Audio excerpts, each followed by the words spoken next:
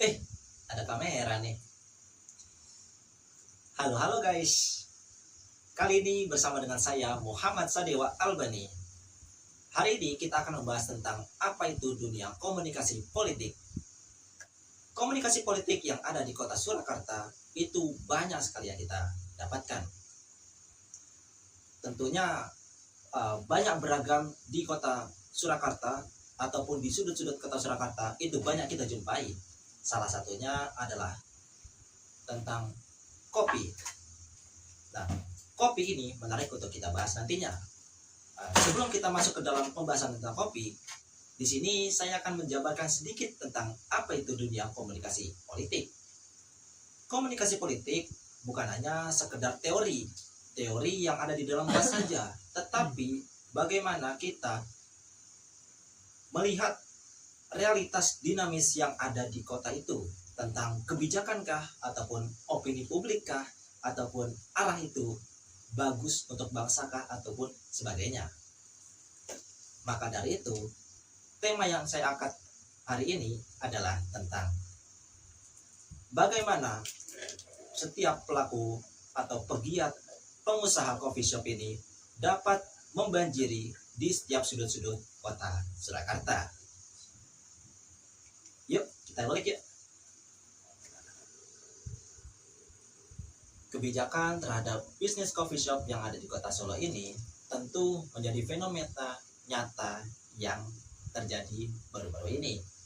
Nah, sekitar bulan April sampai bulan Mei tahun ini 2026, Bapak DPRD Kota Surakarta, yaitu khususnya Komisi 2, gencar melakukan inspeksi mendadak ataupun sidak ke berbagai coffee shop di sepanjang jalan koridor utama seperti Jalan Slamet Riyadi. Nah, kira-kira apa sih permasalahannya? Kok bisa karena membuka lahan coffee shop itu sampai disidak? Nah, ini alasannya teman-teman. Langkah ini diambil karena Pemkot Solo sedang mengejar target pendapatan asli di daerah, yaitu pada tahun 2026 ini yang menembus angka sampai 1 triliun. 1 triliun ini angkanya gede teman-teman. Kalau teman-teman hitung sendiri mungkin agak mungkin 100.000 dianggap ecek atau apa. Tetapi 1 triliun ini sangat besar teman-teman.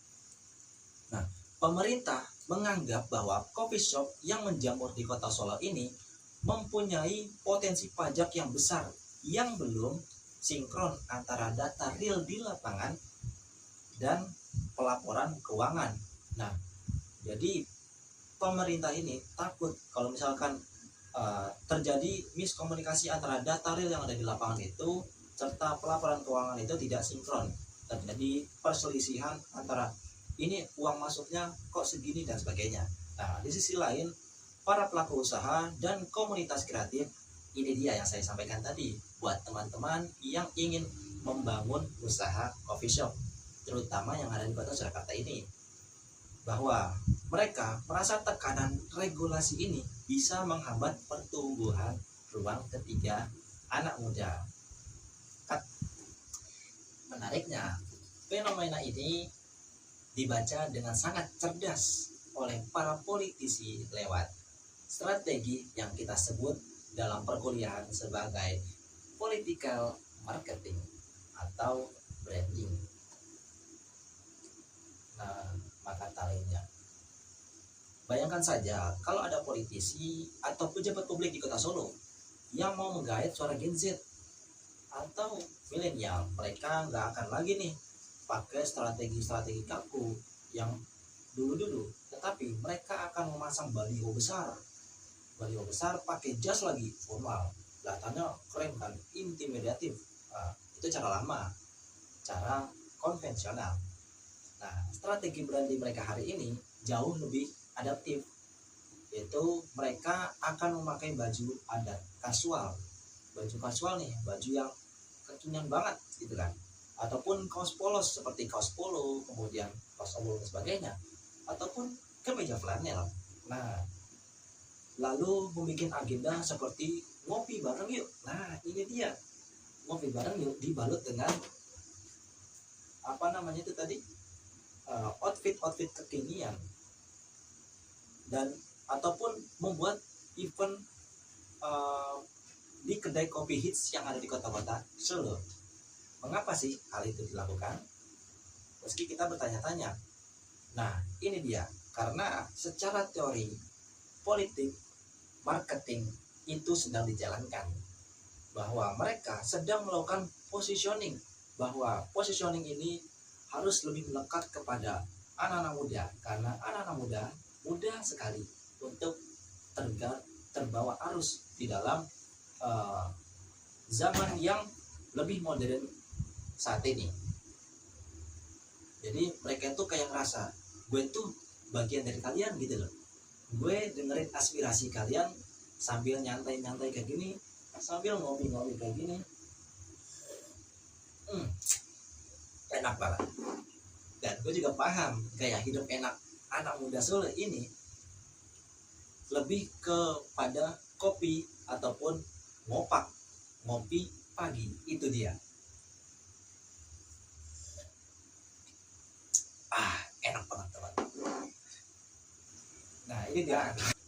Kalau kita tadi udah ngomongin soal aktor dan kepentingannya, sekarang kita geser sedikit yuk ke variabel yang gak kalah pentingnya di era saat ini, yaitu tentang digital media. Teman-teman sekalian, kalau kita tarik ke belakang, media konvensional seperti koran ataupun televisi ataupun radio dan sebagainya di Solo dulu mempunyai peran tunggal sebagai pembentuk opini publik yang searah tentunya. Orang tua kita dulu membaca koran di warung kopi, lalu mempercayai berita itu apa adanya, karena berita itu hanya ada satu melalui media koran itu aja, tidak ada media lainnya, seperti itu teman-teman. Nah, tapi sekarang di era media sosial ini, dinamika itu berubah menjadi total secara interaktif dan dua arah. Coba kita lihat realitas anak muda saat ini, tentunya yang ada di kota Solo. 174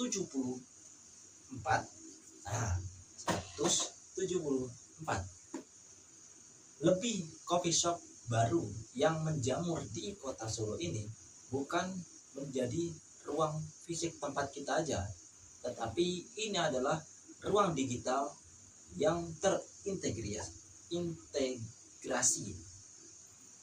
Ketika ada isu krusial, misalnya kemarin nih waktu ramai soal ada sidak pajak dari Bapenda itu, atau isu penataan lahan parkir kedai kopi yang berada di jalur lambat Solo. Nah, dari mana info itu pertama kali kita tahu? Tentunya bukan dari koran cetak, tetapi dari akun-akun informasi lokal yang ada di Instagram. Banyak sekali seperti Solo Info, kemudian berita update info Solo, dan Solo 24 jam dan sebagainya. Itu banyak sekali memberitakan tentang itu tadi, ataupun di TikTok ataupun di X. Dari sana informasi menjadi bertransformasi dari ruang digital handphone dibawa ke ruang fisik berupa obrolan santai di meja-meja kedai kopi. Disinilah teori public sphere atau ruang publik dari Jürgen Habermas bekerja secara nyata. Kedai kopi modern di Solo sudah menjadi inkubator tempat opini publik dibentuk secara organik oleh kita anak-anak muda. Buat saya sendiri, kopi adalah hal yang paling menyenangkan ketika diminum sambil menikmati alam yang ada di sekitar. Bagi para penggiat kopi tentunya ada rasa kurang ketika kopi tersebut hanya diminum oleh dia sendiri saja. Tetapi kalau misalkan dirasakan atau dinikmati oleh orang lain, itu akan menjadi sesuatu hal yang lebih merasa menyenangkan. Sebagai salah satunya ini, kopi gula aren. buatan saya. Nah, kopi gula aren ini memang terdengar biasa saja. Banyak teman-teman mungkin bisa buat di rumah. Tetapi teman-teman wajib tahu kalau misalkan kopi gula aren ini ketika dikemas lebih bagus lagi, lebih kreatif lagi, itu akan menjadi sesuatu yang lebih bernilai. Nah, itu dia yang dirasakan oleh para pegiat atau pelaku pengusaha coffee shop yang ada di kota Surakarta. Buat teman-teman, kalau pengen membuka peluang untuk membangun coffee shop yang ada di kota Surakarta ataupun di kotamu sendiri, tentu itu memiliki kebijakan masing-masing di setiap daerahnya.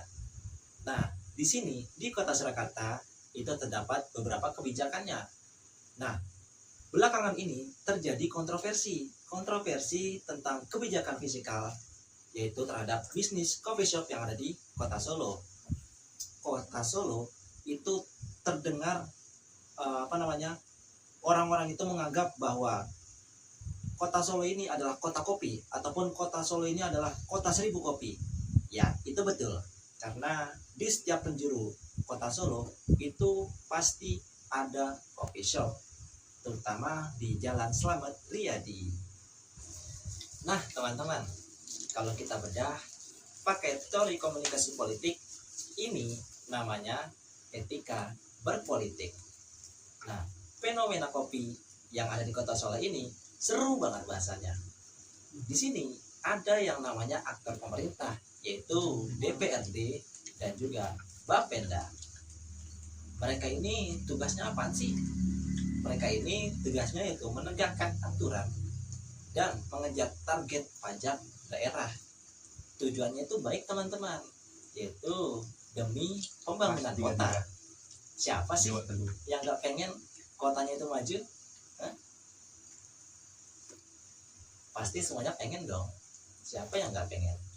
Nah, di sini di sisi lain ada kelompok kepentingan, yaitu para pemilik coffee shop, seperti para barista, kemudian sampai ke kita ini yang suka nongkrong. Kepentingan kita apa? Kepentingan kita ini yang pengen agar usaha itu tetap lancar tentunya, dan kita mendapatkan tempat untuk ngopi yang asyik tetapi murah. Kopi yang asik dan murah itu adalah salah satu kombinasi yang sangat bagus sekali. Di mana sih tempatnya? Banyak sekali di kota Solo.